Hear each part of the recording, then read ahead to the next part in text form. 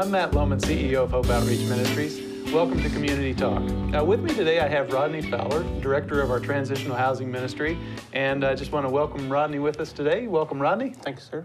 Glad to have you here today. Good to be here. And we're going to talk to Rodney today about the Transitional Housing Ministry. It's been going now for, almost about 7 months. Yeah, since October. Since October. October 5th. Yeah, since October 5th, and we've seen a lot of really good things. Just want to make sure the community's aware of what's going on with the ministry and everything else. So first question I'll ask is start you with an easy one. Okay. Where is the Transitional Housing Ministry? That is an easy one. We're just, we're centrally located right downtown. We're actually just a little bit north. We're over on Oak Street. Between Independence and Washington. The actual physical address is 216 West Oak Avenue. Okay. And so we're right downtown. Right downtown, 216 West Oak Avenue. If somebody wants to drop by and visit, they can. They're welcome to come by anytime. Tell them to bring a hot apple pie, and they can come on in. They right? can come on in. They're very welcome. Well, Rodney, you and I talk about it all the time. We're this deep in the ministry, but for those who don't know about it, what is the Transitional Housing Ministry, and what do you do there? Well, basically, it's just a life skill development program for guys coming out of difficult situations or incarceration. And so one of some of the key elements is we help them to find employment, and we have a budgeting class once a week, and then one night a week we have a 12-step study, which is kind of an in-depth recovery program. And then we also have Bible studies and really participate in events, local events, of course, involved in church. And so it's just it's a program to where we can come alongside guys that are trying to change their lives, and we can just assist them to overcome any barriers in their life. Awesome. You know, so it's a cool thing to get to see done, too. It's a pretty neat opportunity. Well, I'll tell you, I'm close to 46 years old. I know I don't look over 20, but and I've been in this ministry now for 6 years, working at Hope Outreach, and I never knew. I had a lot of experience with a lot of different people in my life, but I never realized some of the difficulties that folks, when they come out of incarceration, the barriers that they face. Can you share with us what some of those barriers are? Well, I think the essential barrier is just a little bit of fear. You know, how am I going to get a job? How am I going to make ends meet? How am I going to, a lot of times, reestablishing with their family? Right. And so, those are some of the general things, but then also some specifics are getting their ID back, acquiring transportation, starting to save up money, and just some things that we might take for granted, and these guys are actually having a little difficulty overcoming. And so they have that little fear element, and so when we can come alongside of them, it helps to build their self-esteem a little bit to where they can have a little bit more confidence and start taking care of some of the things that they need to. Yeah, it's really a good opportunity for them. That's great. And it's nice to see when it happens. It is. It's great to see people who are really trying to achieve. Definitely. It's very gratifying work. It can be challenging sometimes, but when you start to see the success stories, it makes it all worth it. Absolutely. Or worth it. That's fine too. We have, right now we've been blessed. We have a house that has 10 bedrooms available to folks. We've got 7 guys in the house right now, and I know we have multiple applicants. So that's what we can facilitate. How many people in Enid or Garfield County as a whole could use this ministry or need it? Well, to kind of be specific, we have a few different supervision agencies here in town. And so we have the alternative sentencing, the DA supervision, and of course the Department of Corrections. And within those agencies, there's around 500 on any given day that could need assistance. And that's not including people that are coming out of the Garfield Detention Center. And so really anywhere from 500 to 1,000 individuals a day at any given time that are in need of these type of services. Who are facing those barriers you just listed. Yes, sir. And don't have that support. Yeah. Wow. Let me ask you this, because I've heard this before, and it's a thought that anybody has. We're talking about a transitional housing ministry, talking about helping people coming out of incarceration. When somebody coming out hears about the ministry, they're going to be hopefully interested in it. So there's got to be a thought out there amongst people, well, this is great, we're having it here, but aren't you going to be drawing a criminal element to Enid? What would you say to people who have that thought? Well, that is the number one question that I get, especially when I'm out talking to the community. A lot of times I get the response was, well, where's the house going to be at? Well, really 91% of our incarcerated population will return to our community. And the majority of that population are nonviolent offenders with addictive problems. And whenever they come out of incarceration, the majority of them also do not receive developmental treatment or reentry programs. And so these reentry programs actually reduce the recidivism rate, which is the likelihood of them returning to incarceration. And so this type of program reduces that recidivism rate by 30%. Of course, when it's a faith-based program, such as ours, it reduces it by another 30%. And so this is really essential to helping guys not commit another crime. And so they're already in the neighborhood. It's just now we know where they're at, and they're being supervised. And also it's reducing the likelihood of them committing another crime. So really it's actually a benefit to the community. Okay. And so if basically without the program, they're here and they're more likely to recidivate or commit some other crime to get them back into prison. And as we said before, they're here already.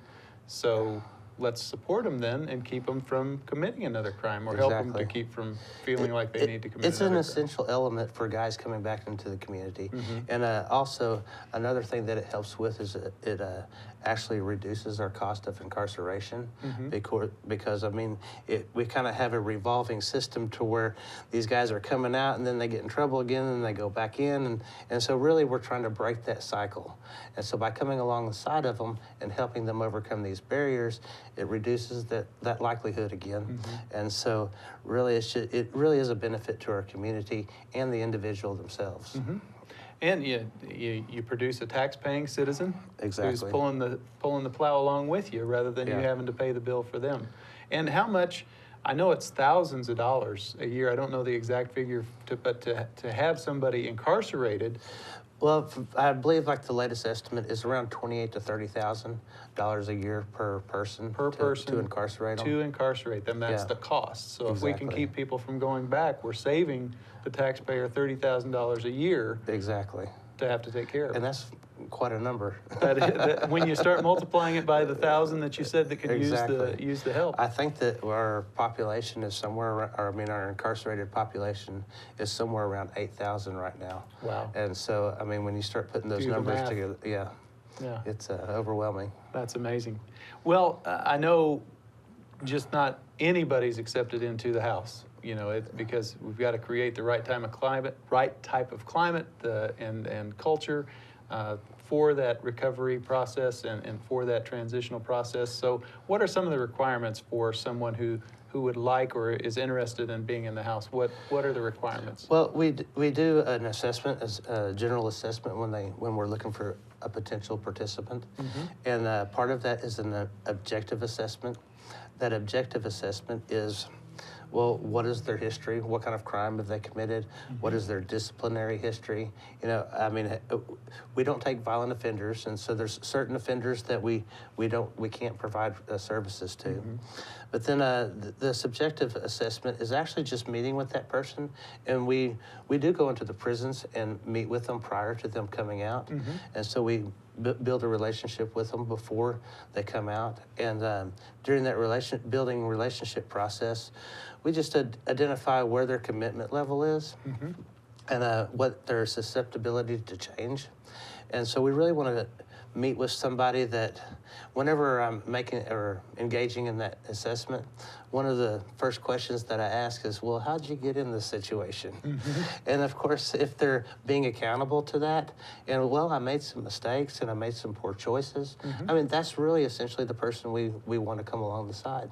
And but whenever they're still blaming other people, well, if such and such wouldn't have done this, or they did me wrong, things like that, then we realize that they haven't become accountable to it, and so they're not ready to make the changes that they need to. Right. And so we want to identify someone that's willing to make some changes, that way that they don't have to continue in that process. Okay. And another benefit to the community and to the individual is also, once a person has become susceptible to change and they start to making those changes, it is a benefit to their family, their kids, their, maybe a spouse. But something that I like to think, it stops that generational, that generational curse, if you will. And so, really just identifying someone that wants to make some changes and is looking to seek the Lord in the development. Awesome. And they need to be a member of a church of their Well, choosing? they don't need to be a member of a church, because that's actually one of the things that we help them attain, is whenever they come in, a part of the program is that they are required to participate in a local church. Right. And that, like you just mentioned, is of their choosing. And that's essential in their development. For continued success once they leave the program, building relationships in the community and building relationships with their church and participate. And when I say participate, I mean being actively participant. Right. Not just showing up on Sunday, but actually getting involved with the church and building some rapport and building relationships in the church. Awesome. Well, hey, I know we have a house for men. We have a large number of ladies in the community that are coming out of incarceration as well. Any plans for that? We do. That is our next phase, so to speak. We're looking at some various properties that would facilitate that population. And so, that's an essential need in our community. Like you had just mentioned, with women, whenever we receive calls, there's not a whole lot of services in our community to assist them. And so there really is a big need for that. And so that is on the radar, and that is something that we're looking at. And it should be the next home that we purchase will go towards providing services for women. That's coming fantastic. Yeah. I think that'll be a really good thing. Yeah, we're excited about it. Well, Rodney, I know our time's kind of winding down here. If somebody was interested in participating in the ministry, they're out there, they're hearing, okay, they've got a few beds open, they've got a few spots open in the ministry, or they're saying out there, that's a ministry I'd like to get involved with. I could really jump in on that. How should they get a hold of you? Well, I would encourage them to call us at Hope Outreach, and they can ask for me personally, and I'd love to talk with them. Or they could give me an email at rod@hopeoutreach.org. Rod@hopeoutreach.org. Rod@hopeoutreach.org. And what we really need is, if I was to identify something that the ministry needs, we need mentors. We need people, just like I'd mentioned earlier, that in our faith community that would just like to build a relationship with these guys. It's really essential for their long-term success, is that they get involved in the community in a healthy environment. A lot of these individuals have been in unhealthy environments, and so really we wanted to help them develop a healthy environment that's productive and that can help them be productive citizens in our community. And that really, like I say, that's imperative for their long-term success. Awesome. Is that they build those relationships in the community. All right. Well, Rodney, thanks again for coming and talking with me today. I appreciate it. And presenting to the community what's going on with the Transitional Housing Ministry, the need and the opportunity as well. It's really awesome. Well, I'm really grateful to be a part of it, grateful to be a part of Hope Outreach, and really looking forward to the growth and development of this ministry. And so it's an exciting thing for us. It is. It's awesome. And we pray we glorify the Lord in doing it. Yes, sir. Well, again, if you need to get a hold or have any questions, you can call 237-4673 at Hope Outreach. Ask for Rodney. We'll get you attached to him so you can talk to him personally about it. Or you can email him at rod@hopeoutreach.org, and he'll get back with you that way as well. So again, just thank you very much for taking your time to watch Community Talk. to learn a little bit more about the Hope Outreach Transitional Ministry. Again, any questions, just contact us. We'd be glad to reach out and talk with you and share what we can do. Again, thanks so much. I'm Matt Lohman, CEO of Hope Outreach Ministries. For Rodney Fowler, Director of Transitional Housing Ministries at Hope Outreach, thank you so much for joining us. Until next time, we'll see you on Community Talk.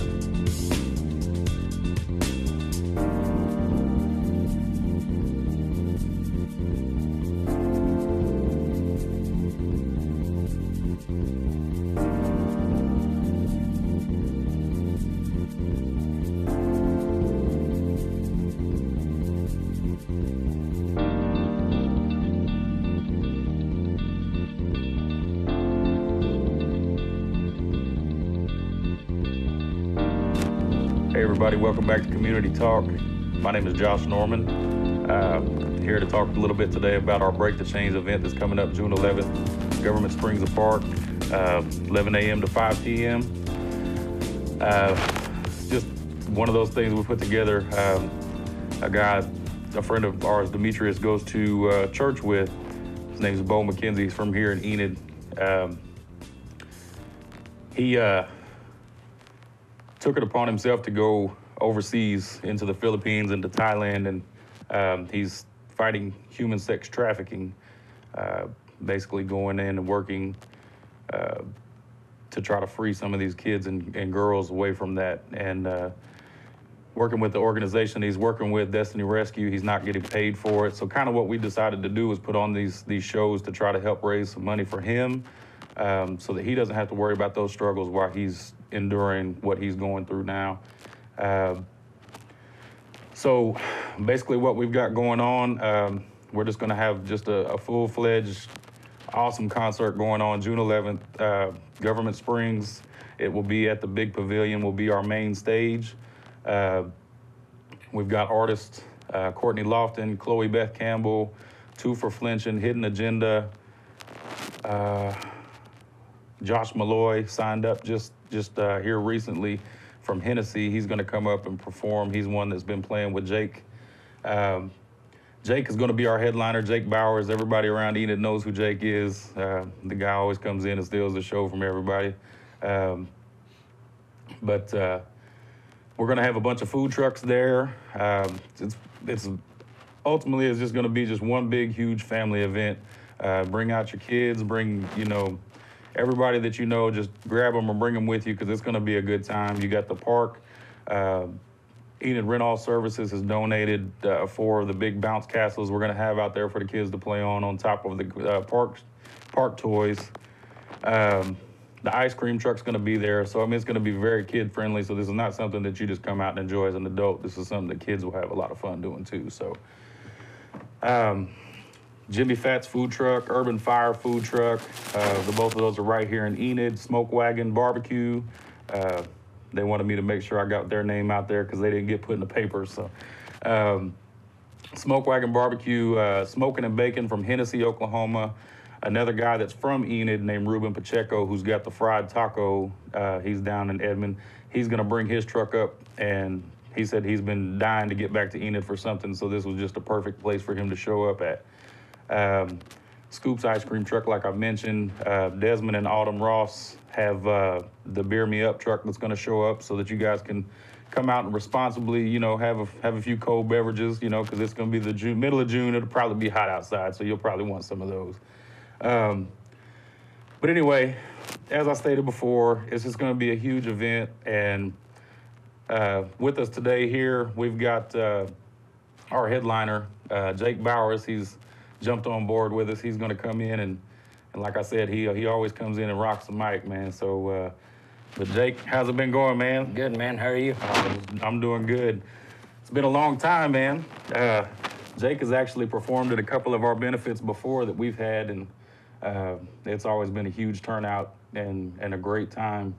But so when I asked you and approached you about this, you said that you'd set back a little bit. So this is actually kind of like your return party for this, playing with the full band and stuff, right? So definitely have slowed down a lot, but always willing to help out, benefits or, I've helped you out on different events and always good turnout, raise a lot of money. Yeah. Yeah, Jake is he's been doing some acoustic acts and stuff like that, but he's coming back with a full band on this one, so you know it's gonna be pretty awesome. Talking with Jake, this is kind of a huge ordeal, especially for a lot of us, being close to, he's kind of close to us, and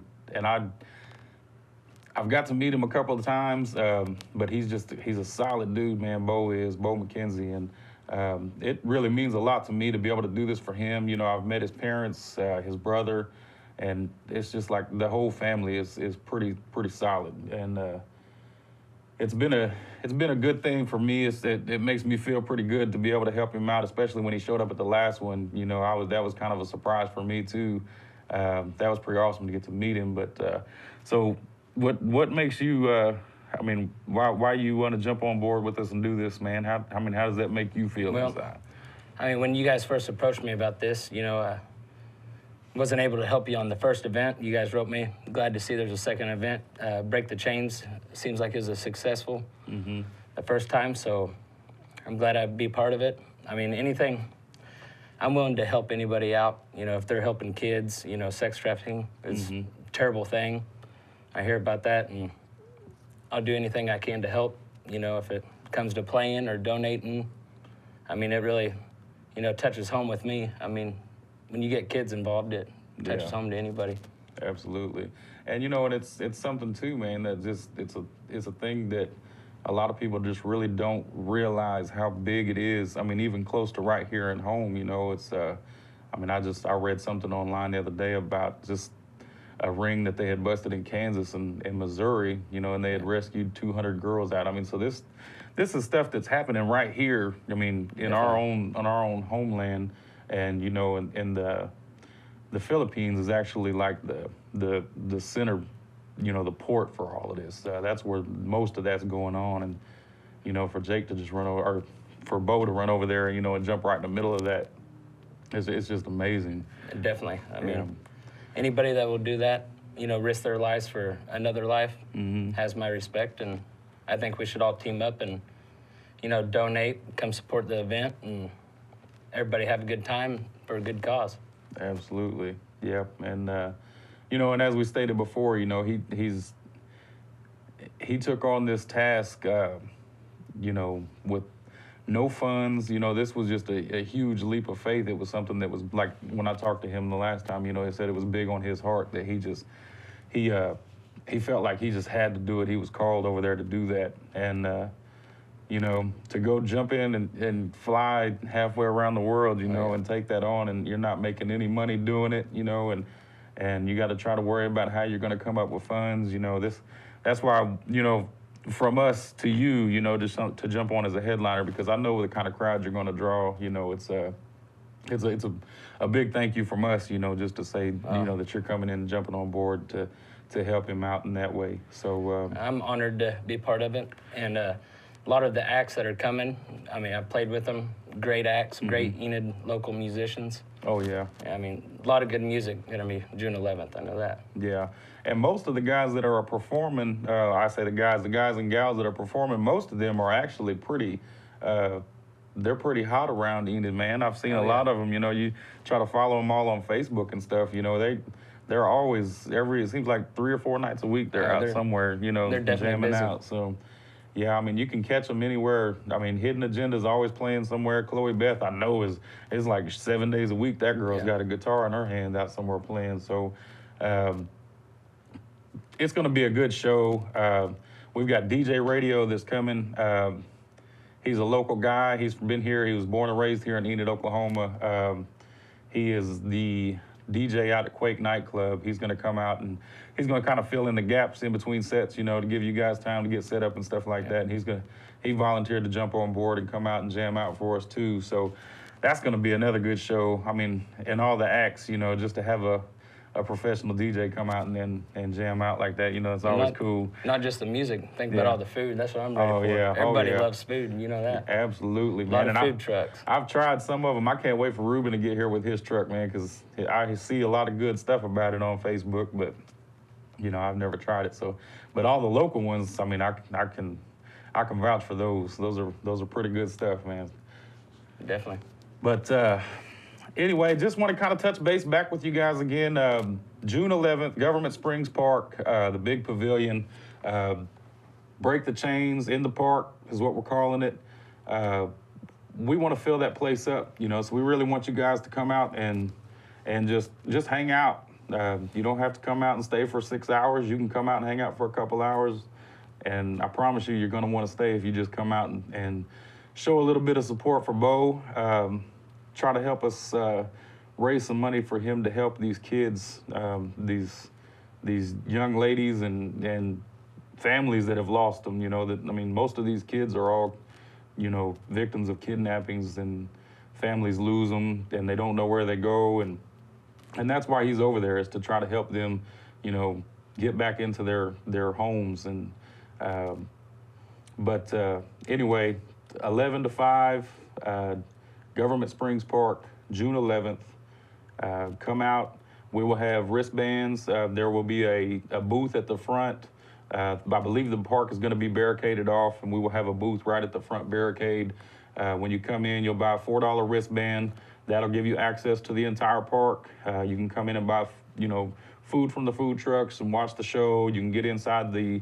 We'll have it roped off in certain areas, but for the most part, the entire park will be free for people to just roam around and do what they want. But in order to buy food or to get into the bounce houses or anything like that, you'll have to have a wristband. So that'll be one thing you'll want to make sure to do. We will have different stands and set up. We'll have a drink booth that'll be out. Trying to think of anything else I'm missing. I don't believe. Oh, and also we had another big thing too, is a guy jumped on board and threw us a raffle item. It's an all expense paid trip to South Africa. It basically means if you buy a $20 raffle ticket, if you win this raffle drawing, you jump on a plane, you fly to South Africa, you don't spend any money. It's a big game hunt for 5 days for two. So you actually get two people to go and travel over to South Africa. You know, I'm sure I'm going to buy some tickets. I know I am. A free trip to South Africa would be awesome. So, but anyway, it's a big game hunt, $20 raffle tickets. That's something we'll be doing on site, Government Springs, that day. We were going to try to launch an online sales deal, but it kind of had fallen through, so we're not messing with that really. Just going to do tickets at the show. We will announce the winner. You don't have to be present to win. Let's think of something else. I think I've touched base on just about everything. Anything else you want to add, man? Nope, just come join the fun. Bring the kids, bring the whole family event, and let's all have a good time and for a good cause. Absolutely. Okay, well, like I said, my name is Josh Norman. I will be the MC for the day, just in case anybody was wanting to know or cared.